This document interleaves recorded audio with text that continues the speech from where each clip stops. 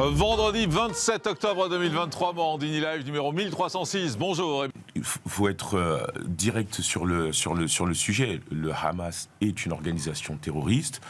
Ils ont perpétré un attentat en Israël le 7 octobre dernier. D'ailleurs, j'ai pas eu l'occasion de le faire sur cette chaîne et donc j'adresse mon soutien aux victimes de cet attentat. Par ailleurs, j'ai des amis même très proches qui sont en Israël. J'étais très inquiet de la situation là-bas. Grâce à Dieu, ils sont en sécurité. S'agissant de cette jeunesse étudiante, qu'elle fasse le choix en fait de soutenir la cause palestinienne, c'est son choix. Bien sûr, c'est son droit même. Ça peut s'entendre, surtout quand on voit les victimes des bombardements qu'il y a ces derniers temps, qui sont assez nombreuses, et la politique de Benjamin Netanyahou, ça peut évidemment se comprendre.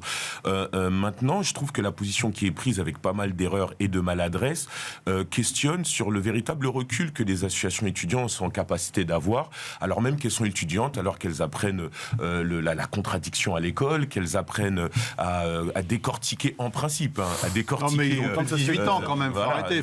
Ils sont étudiants, c'est-à-dire qu'ils sont formés... 18 ans, ils votent. C'est des militants politiques. Ils votent, et c'est ça, moi, qui me questionne, c'est des citoyens à part entière. Le militantisme politique, ils ont le droit de l'avoir, et c'est normal. D'ailleurs, c'est souvent à la fac qu'on fait ces premières classes. Mais attention aux postures que l'on prend, parce qu'il y a quand même des victimes au milieu de tout ça, et il y a des impérities qu'il faut manifestement, véritablement éviter lorsque l'on qualifie le Hamas. Après, c'est vrai qu'elle parle de Hamas, elle parle de résistance. Oui, mais c'est pas le Hamas. C'est pas le cas du Hamas, qui est effectivement dans une négation complète de l'État d'Israël, et dans une contre-productivité peut-être souhaitée, ça amène aussi à avoir des positions contre la question d'un État palestinien. Alors, les musulmans ne sont pas, en tout cas dans une grande majorité en France, ne sont pas favorables à l'attaque terroriste du Hamas.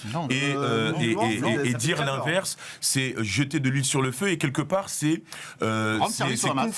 conforter aussi les opinions extrêmes qui sont malheureusement en train de s'exercer dans le pays. Moi, je dis vraiment rapidement, je dis qu'il faut ramener de la responsabilité, et il faut poursuivre l'intérêt de l'union nationale autour non seulement de ce qui se passe en Israël en solidarité avec le peuple israélien, et cette solution à deux États, elle permet aussi finalement de trouver un terrain d'entente, mais ce terrain d'entente, de la même manière que ce qui se passe actuellement s'importe en France avec des positions évidemment extrêmement polarisées, de la même manière, en avançant sur la question de la paix, on va ramener en France aussi plus d'apaisement. Mais et aussi dans le monde. Moi, j'ai un vrai questionnement sur le plan du droit par rapport au fait d'interdire des manifestations. Le droit à manifester, il est dans la loi, décret de loi de 1935, il est aussi dans la Déclaration universelle des droits de l'homme. Donc c'est un droit qui est quasiment inaliénable, c'est un droit fondamental. Donc je ne suis pas pour annuler des manifestations. Et en l'occurrence, celle qui s'est passée place de la République, il y a eu effectivement des propos graves qui ont été tenus,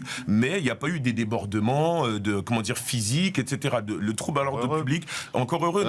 Mais c'est ça qui, à mon avis, doit être la boussole de l'interdiction possible ou pas d'une manifestation. Et puis il y a la question de la liberté d'expression qu'il faut préserver par rapport au droit de manifester. Je suis pour la liberté d'expression moi, je suis d'accord pour l'interdire si véritablement il y a un risque. Je suis d'accord pour l'interdire si véritablement il y a un risque au trouble à l'ordre public, notamment en question d'agression, de lutte avec la police, etc. Sur ce point de vue, il n'y a aucun souci. Mais par contre, attention à ne pas jeter de l'huile sur le feu si on interdit cette manifestation, alors que la précédente, c'était plutôt bien passé. Là, justement, ce qui est très compliqué en France aujourd'hui, physique.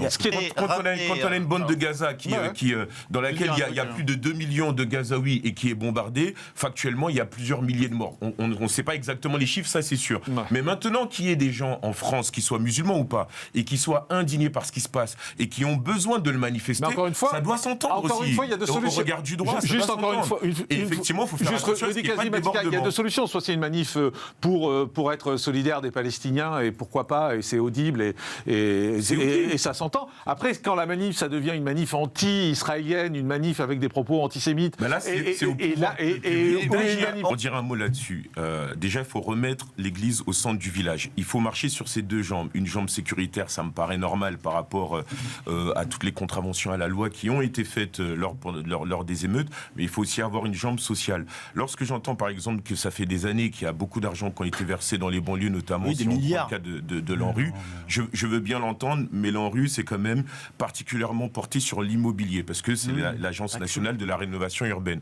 Ce qui manque, c'est la question sociale. Quand vous avez, je reprends les chiffres, 31% de la part des enseignants au collège qui y sont depuis moins de 2 ans, on a des enseignants dans les quartiers qui sont moins qualifiés que dans les zones où il y a un peu s'il y a plus des d'argent, émeutes, etc. on met les enseignants au milieu. Oui, Il y a un non, mais problème pourquoi je dis d'éducation ça de la part des parents. D'accord, mais justement, l'éducation, c'est d'abord les parents, je suis d'accord avec vous, mais c'est aussi le relais aussi de l'éducation nationale.